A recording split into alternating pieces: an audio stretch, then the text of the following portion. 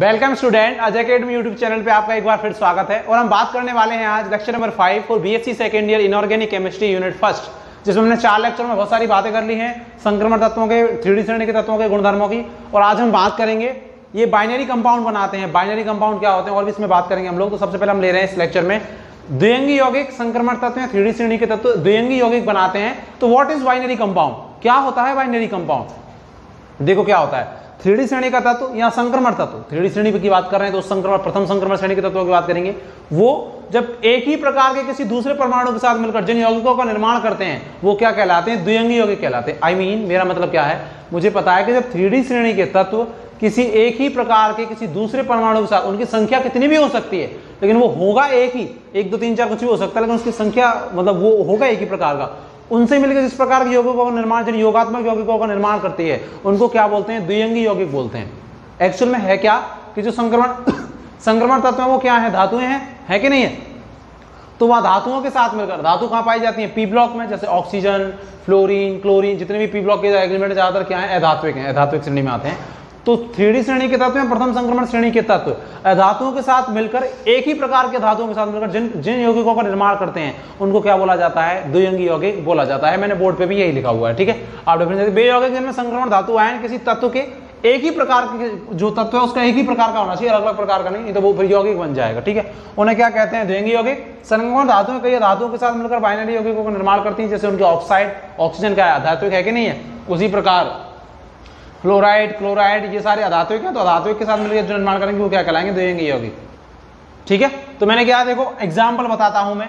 अब आप एग्जाम्पल रटने नहीं है यार, एग्जाम्पल आप खुद कर सकते हैं कि स्कैंडियम कितनी ऑक्सीजन अवस्था शो करता है? +3। तो वो ऑक्सीजन के साथ जुड़ेगा तो क्या कंपाउंड बनेगा? ऑक्साइड क्या होता है? O-2, और स्कैंडियम +3 होता है तो ऑक्सीजन पे तो 3 नीचे और स्कैंडियम नीचे, तो H2O3 Sc2O3 बाइनरी कंपाउंड बन जाएगा कि एक ऑक्सीजन तो धातु है, एक ही प्रकार का था तो उनकी संख्या कितनी भी हो, और एक संक्रमण धातु। तो इस प्रकार के जो कंपाउंड है, इसका मतलब स्कैंडियम के जो ऑक्साइड है, क्लोराइड है, क्रोमियम की जो क्लोराइड है, मैग्नीज की जो ऑक्साइड है, वो सारे के सारे, जैसे MnO है, MnO2 है, ये क्या है? बाइनरी कंपाउंड ही तो है कि एक तो 3D श्रेणी का तत्व और दूसरे क्या अधात्विक, एक ही प्रकार का तत्व, उसकी संख्या कितनी भी हो उनसे मिलकर जो कंपाउंड बन रहे हैं वो क्या है?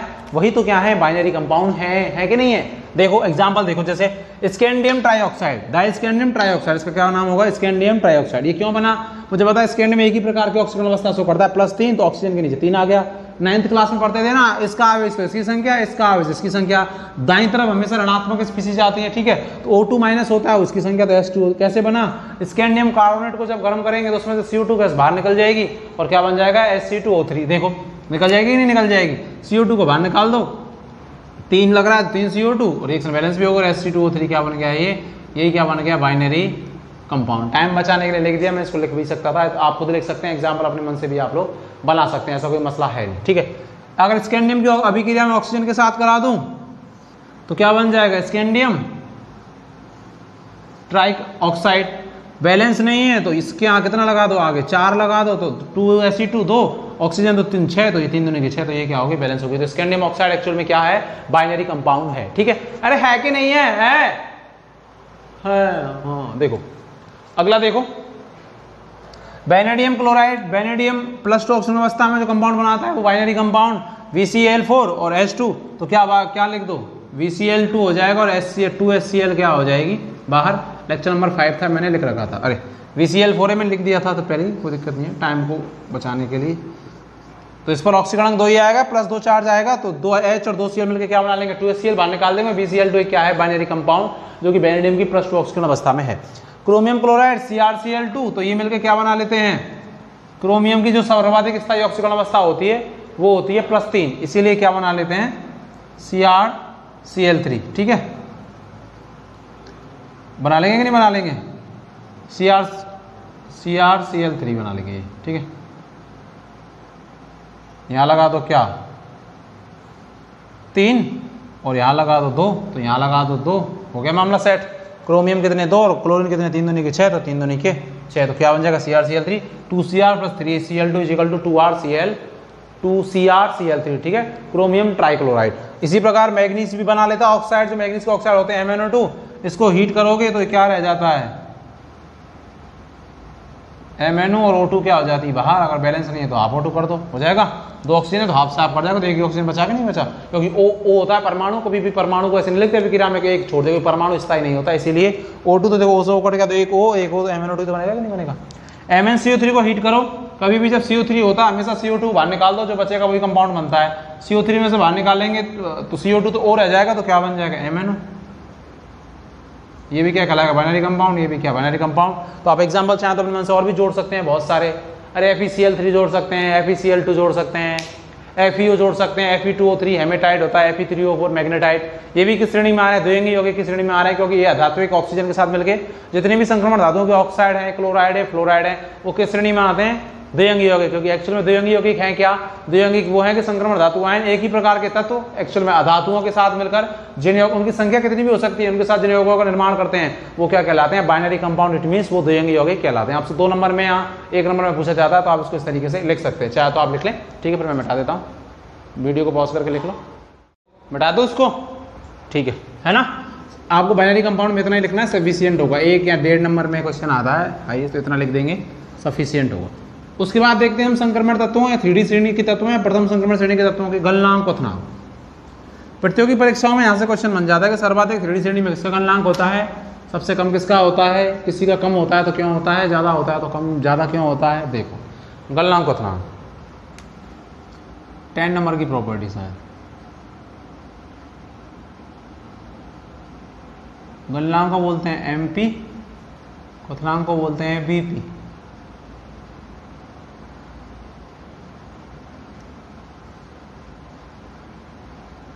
देखो अगर मैं एक्चुअल में गलनांक, क्योंकि मेटल है तो सॉलिड फेज में ही होंगी, लिक्विड में तो होंगी नहीं। मरकरी पाई जाती है, उसके बारे में हम बात करेंगे। Hg होता है 4D 5D में आएगा अगले यूनिट में जो हम बात करेंगे। अगर मेटल होगी तो ज्यादातर किस फॉर्म में पाई जाएगी, अरे किस फॉर्म में पाई जाएगी वो, सुनो मोबाइल में थोड़ा सा वो हो गया था।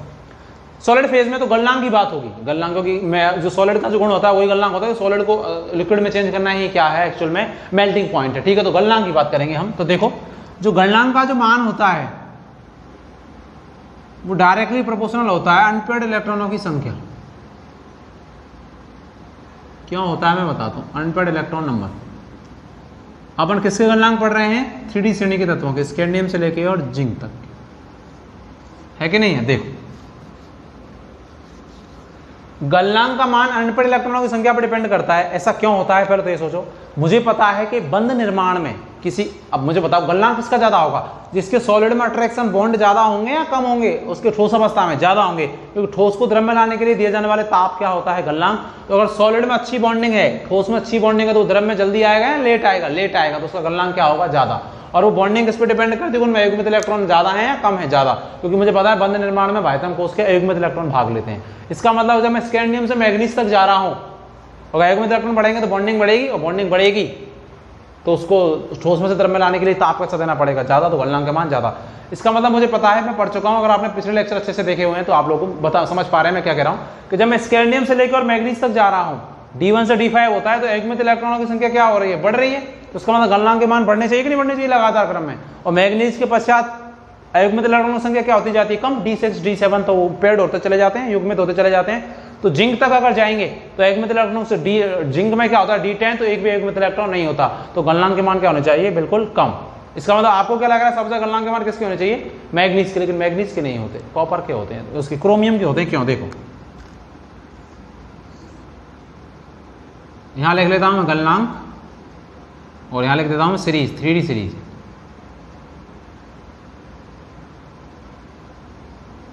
स्कैंडियम से चला मैं, ठीक है, स्कैंडियम, टाइटेनियम, वैनेडियम और क्रोमियम तक। क्रोमियम का क्या विन्यास होता है, D5S1, अरे 3D5 4S1 होता है ना अर्धपूर्ण विन्यास। तो युग्मित इलेक्ट्रॉन है तो इसका कैसा होगा, ज्यादा। आप बोलेंगे कि सर मैग्नीज क्या होता है, मैग्नीज 25, आर्गन 3D5 और 4S2। तो आप बोलेंगे सर आर्गन के, मैग्नीज के पास तो 5 युग्मित इलेक्ट्रॉन है, तो सर्वाधिक यही होना चाहिए इसके गलनांक का मान, क्योंकि इसमें सर्वाधिक बॉन्डिंग होगी। हम क्या बोल रहे हैं कि गलनांक के मान समानुपाती अनपेयर्ड इलेक्ट्रॉन, लेकिन मैग्नीज के गलनांक के मान क्रोमियम से क्या हो जाते हैं, कम हो जाते हैं। उसके बाद आयरन के, सबसे कम होते हैं जिंक के, क्योंकि no have unpaired electron, zinc के पास कोई भी अनपेड इलेक्ट्रॉन नहीं होता, इसीलिए बॉन्डिंग की संभावना 0 होती है। मैग्नीज का क्या कारण बताएंगे, देखो क्या कारण बताएंगे। जब मैं अगर क्रोमियम का जनरल इलेक्ट्रॉन विन्यास लिखता हूं, जनरल अगर मैं अर्धपूर्ण को स्थायी नहीं करूं तो D4 होता है और क्या होता है 4s2, जनरल तो यही होता है ना क्रोमियम का। मैग्नीज का क्या होता है 3d5 और 4s2, आर्गन 25 होता है ना 25, 18 तो 20 और 5 25, ये मैग्नीज का है, ये किसका है क्रोमियम का। तो मैग्नीज का ये तो जनरल तो यही है, वो तो अपन हाफ फील्ड की स्टेबिलिटी की वजह से इसमें एक इलेक्ट्रॉन कर देते हैं, ठीक है, एक्चुअल में तो यही होता है क्रोमियम का। अब मैग्नीज का कम क्यों हुआ, जबकि मैग्नीज में तो अनपेड इलेक्ट्रॉन कितने थे 5। इसका कारण ये है कि मुझे पता है अगर किसी का अपने आप अर्धपूर्ण विन्यास आ रहा है, मैग्नीज का आता ही है 25 होता है, तो अर्धपूर्ण विन्यास क्या होता है हाईली स्टेबल होता है। जो भी हाफ फील्ड या फुल फील्ड विन्यास होते हैं वो हाईली क्या होते हैं स्टेबल होते हैं। अगर मैं पहले भी बता चुका क्यों स्टेबल होते हैं, अगर हाईली स्टेबल होगा तो मैग्नीज के जो डी कक्षक हैं वो बॉन्डिंग के लिए जाएंगे, क्या कोई बॉन्डिंग के लिए या बंधन के लिए कब जाता है जो कम स्टेबल होता है, तो बॉन्ड बना के वो क्या हो जाए स्टेबल। अब मैग्नीज का जो विन्यास है वो खुद ही क्या है स्थायी है, तो उसमें बॉन्डिंग की संभावना थोड़ी सी आयरन और क्रोमियम की तुलना में थोड़ी क्या हो जाती है कम, क्योंकि उसके पास D5 विन्यास है। आप बोलेंगे सर क्रोमियम पे भी तो D5 आता है, नहीं, क्रोमियम पे हम अर्धपूर्ण स्थायी होने की वजह से करते हैं एक्चुअल में, लेकिन उसका जब जनरल इलेक्ट्रॉनिक विन्यास लिखोगे तो 3d4 4s2 ही आता है। लेकिन मैग्नीज का जनरल लिखने पे भी 3d5 4s2 आता है, तो एक में तो इलेक्ट्रॉन इसमें ज्यादा आ रहे हैं तो इसका ज्यादा होना चाहिए, लेकिन इसका ज्यादा नहीं होता। इसका कारण क्या है कि D5 जो विन्यास होता है वो एक हाफ फील्ड या अर्धपूर्ण विन्यास है, और हम जानते हैं कि अर्धपूर्ण विन्यास से हाफ फील्ड कॉन्फ़िगरेशन एक हाईली स्टेबल कॉन्फ़िगरेशन है, इसलिए मैग्नीज के जो परमाणु हैं वो आपस में बॉन्डिंग की संभावना को क्या कर देते हैं कम। तो उनकी जो सॉलिड फेज होती है, ठोस अवस्था होती है, उसमें बॉन्डिंग थोड़ी सी कैसी हो जाती है कम, तो लिक्विड में वो क्या है जल्दी आ जाते हैं कम ताप पे, तो गलनांक के मान क्या हो जाते हैं कम हो जाते हैं। आप मैग्नीज का रीजन दे सकते हैं, ठीक है। तो इसका मतलब सबसे, अब देखो लैंग्वेज आप अपने मन से भी लिख सकते हो, और जिंक में एक भी इलेक्ट्रॉन नहीं है, तो इसका मतलब इसमें तो बॉन्डिंग की संभावना कितनी % है 0%, तो सबसे कम गलनांक के मान किसके होंगे, मिनिमम गलनांक के मान, मिनिमम एमपी किसका होगा जिंक का, और मैक्सिमम एमपी किसका होगा, मैक्सिमम किसका होगा क्रोमियम का, ठीक है। ये पूछा जाता है फर्स्ट ग्रेड वगैरह की एग्जाम में। कोई भी पढ़ाई का उद्देश्य केवल पास होना, डिग्री लेना नहीं होना चाहिए। पास तो देखो कोरोना की वजह से वैसे ही हो गए कि नहीं हो गई, तू हो गया यार, तू हो गई सारे के सारे, नॉलेज लेता तो आपको सोच रहे अरे पास हो गए नहीं पढ़े, कुछ नहीं होगा इन डिग्रियों से, कुछ आग लगा लेना और वो रख के आग लगाने का मतलब सारे भारत के बच्चे इसको देख रहे हैं ऑन फायर। इसीलिए सीखो, सीखना इज मोर डोमिनेंट, क्योंकि आइंस्टीन ने कहा है कि दुनिया का हर इंसान एक जीनियस इंसान है, इसीलिए सीखने पे जोड़ दो। पास तो अगली साल क्या पता कोई फिर कोरोना आ गया फिर पास हो जाएंगे, इसीलिए सीखो, सीखो भाई, सीखना है, ठीक है। तो सबसे ज्यादा किसका होगा क्रोमियम का, सबसे कम किसको होगा जिंक को। तभी जो जिंक होती हैं, जिंक के नीचे और तत्व आते हैं जिंक, CD और HG, इनको वाष्पशील धातु में बोला जाता है, क्योंकि इनमें सारे के सारे इलेक्ट्रॉन कैसे होते हैं युग्मित होते हैं, तो बॉन्डिंग की संभावना 0% होती है, तो उनको थोड़ा सा ताप दिया जाता है और किसमें चेंज हो जाती है वाष्प अवस्था में, वेपर में चली जाती है, इसीलिए इनको क्या बोला जाता है वाष्पशील धातुएं, क्योंकि इनके पास कोई अनपेड इलेक्ट्रॉन नहीं होता, तो बॉन्डिंग की संभावना बहुत नरम होती है, ठीक है। क्योंकि बॉन्डिंग की संभावना होती है 0%, तो बॉन्डिंग हो नहीं पाती, तो जैसे ही थोड़ा सा ताप दिया और छुई मुई की तरह उसमें चली जाती है वेपर फेज में, इसीलिए इनको जिंक, CD और HG, जिंक के नीचे आता है 40 में आता है CD और 5D में आता है HG मरकरी, इनको वाष्पशील धातुएं कहा जाता है, ठीक है। इसको लिख लो, अगर चाहो तो फिर अपन आगे बात करते हैं और इसकी प्रॉपर्टी पे। मिटा रहा हूं फिर मैं इसको। और देखो आपसे एक टॉपिक और पूछा जाता है, क्वेश्चन ही है एक्चुअल में, मैं क्वेश्चन बाद में बता दूं कैसे पूछा जाता है। मैंने वैसे बात कर ली है कि अष्टफलकीय संकुलों में तो EG कक्षक ऊपर जाते हैं, चतुष्फलकियों में T2G ऊपर जाते हैं, क्या है मैंने बता दिया है।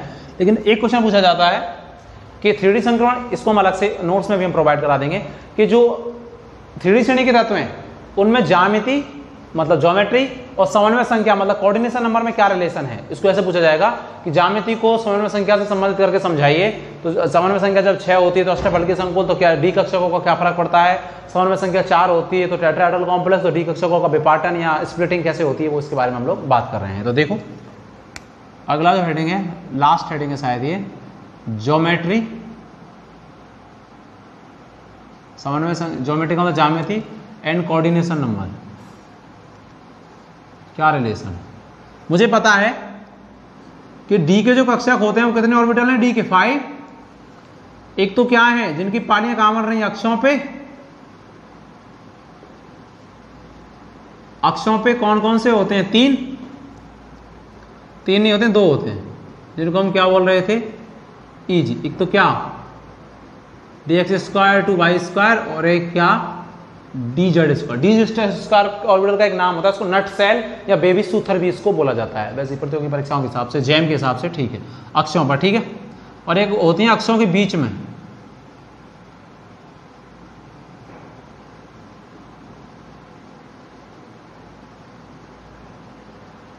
जिनको अपन क्या बोल रहे थे? T2G। कौन कौन से होते हैं? dxy, dyz और dxz। जब समन्वय संख्या 6 होती है तो संकलन होता है sp3d2 और ज्यामिति कैसी होती है? ऑक्टाहेड्रल। मैं पहले भी बात कर चुका हूं। अगर मैं समन्वय संख्या 4 में बात करूं, ठीक है, कोऑर्डिनेशन नंबर 4 में, ठीक है, टेट्राहेड्रल शेप हो, ठीक है, sp3 हाइब्रिडाइजेशन, वैसे dsp2 भी होता है, वर्ग समतलीय भी होती है, लेकिन हम इसको ले रहे हैं। अष्टफलकी संकुलों में डी कक्षकों का विपाटन कैसा हो, मतलब समन्वय संख्या से ज्योमेट्री में डी कक्षकों की स्प्लिटिंग में क्या चेंज आएगा, ये वही बात आपसे कर रहा है और आपसे वही ये पूछ रहा है, ठीक है। तो आपको कैसे प्रेजेंट करना है ये हमने बता दिया कि कुछ डी कक्षक और 5 डी कक्षक होते हैं, जिनमें कुछ डी कक्षकों की पालियां तो अक्षों के बीच में, जिनका नाम ये है, और कुछ डी कक्षकों की पालियां अक्षों के ऊपर, जिनका नाम ये है। अक्षों पे तो बनती है ईजी वालों की और अक्षों के बीच में बनती है इन 3 वालों की, ठीक है। तभी T2G या T2 जी केवल अष्टफलकी संकुलों में लगाते हैं, चतुष्फलकी में जी नहीं लगाते, क्योंकि जो चतुष्फलकी ज्यामिति होती है वो जीरेड नहीं होती, सममित नहीं होती, उसको 2 बराबर भागों में विभाजित नहीं कर सकते। जबकि जो अष्टफलकी ज्यामिति होती है वो जीरेड होती है कि नहीं होती? 4 बॉन्ड ऐसे, मेरे पास 3 ही पेन है, 1 बॉन्ड ऐसे है ना, और एक ऊपर और एक नीचे, ये अष्टफलकी होती है, ठीक है। क्योंकि ये वर्ग बन गया, एक पिरामिड यूं और एक पिरामिड यूं, वर्गाकार 2 पिरामिड भी बोलते हैं इसको। तो आप इसको अगर ऐसे काट दोगे तो देखो 2 बराबर भाग हो जाएंगे, ऐसे काट दो। चतुष्फलकी कैसी होती है? ऐसी, दिस और दिस, कोई भी एक प्लेन में नहीं होते चारों, ये सममित नहीं होती है स्ट्रक्चर, ठीक है। इसीलिए जब चतुष्फलकी संकुलों में हम बात करते हैं तो इनके साथ जी वर्ड नहीं लगाते, क्योंकि जी का मतलब यहाँ जी रेड सममित है। अष्टफलकी ज्यामिति सममित होती है इसलिए जी लगाते हैं, जबकि चतुष्फलकी ज्यामिति सममित नहीं होती, इसलिए जी केवल T2 और E लिखते हैं, ठीक है। आप बुक्सों में भी देखेंगे तो आपको लिखा पाएगा, उसका रीजन ये है, ठीक है। अष्टफलकी संकुलों में मुझे पता है कि लिगेंड कहां से आते हैं?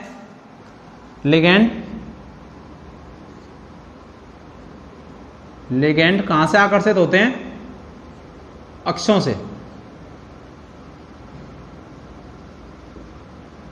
अक्षों से अट्रैक्ट होते हैं, और मुझे पता है किन कक्षकों की पालियां अक्षों पे बनती हैं? ईजी कक्षकों की। इसीलिए किन कक्षकों की पालियों पे ज्यादा रिपल्सन लगाएंगे आने वाले लिगेंड? ईजी कक्षकों की पालियों पे। और जहां रिपल्सन या प्रतिकर्षण ज्यादा लगता है उनकी एनर्जी क्या हो जाती है? बढ़ जाती है। इसीलिए जो डी कक्षकों का विपाटन होगा, डी कक्षकों का जो विपाटन होगा, पहले तो कम ऊर्जा के होंगे डी कक्षक, इतना स्पेस नहीं है, जरूरत नहीं बनाने की। 1 2 3 4, ये 5 डी कक्षक हैं, ठीक है। पहले तो मेटल के जो केंद्रीय धातु यानी कि जो डी कक्षक होते हैं वो कैसे होते हैं? डिजनरेट होते हैं, सममित होते हैं, मतलब उनकी ऊर्जा कैसे होती है? संभ्रंश होते हैं, ऊर्जा समान। लेकिन जैसे ही लिगेंड आकर्षित होते हैं तो वो डी कक्षक अपनी औकात दिखाने लग जाते हैं, बट जाते हैं 2 बराबर भागों में, और बढ़ जाते हैं तो कुछ की एनर्जी तो बढ़ जाती है। जो अक्षों पे बनते हैं अष्टफलकी संकुलों में, जो अक्षों पे बनते हैं ऊर्जा बढ़ जाती है, क्योंकि अष्टफलकी संकुलों में लिगेंड कहां से आकर्षित होते हैं? अक्षों से। इसीलिए अक्षों पे पाली किसकी बनती है? ईजी की। ईजी तो कहां चले जाते हैं? ऊपर। उनकी संख्या कितनी है? 2। T2G कहां चले जाते हैं? इनको क्या बोल रहे हैं हम लोग? T2G, और इनको हम क्या बोल रहे हैं? EG, ठीक है। इसको बोलते हैं एनर्जी बैरियर। इसकी औसत ऊर्जा की तुलना में इतनी बढ़ गई और इतनी घट गई। आगे हम पढ़ेंगे इसकी 0.04 बढ़ जाती है, 0.06 घट जाती है, वो आगे हम लोग बात करेंगे, ठीक है। अभी हम कोऑर्डिनेशन में उसको बात करेंगे यूनिट 3 में। ये EG है, इनकी एनर्जी तो बढ़ गई और इनकी क्या हो गई? घट गई। इसको डेल O बोलते हैं, डेल ऑक्टाहेड्रल। इसकी इस औसत ऊर्जा की तुलना में इतनी तो बढ़ गई, वो का मतलब ऑक्टाहेड्रल, इसकी इतनी घट गई। कितनी घट गई वो कोऑर्डिनेशन में हम लोग बात करेंगे, ठीक है, कैसे आती है वो वैल्यू वगैरह सारा। जबकि मुझे पता है कि टेट्राहेड्रल कॉम्प्लेक्स में लिगेंड कहां से आकर्षित होते हैं? लिगेंड अक्षों के बीच से आते हैं, आकर्षित होते हैं, बीच से आकर्षित होते हैं। बीच से क्या होते हैं? आकर्षित होते हैं, ठीक है।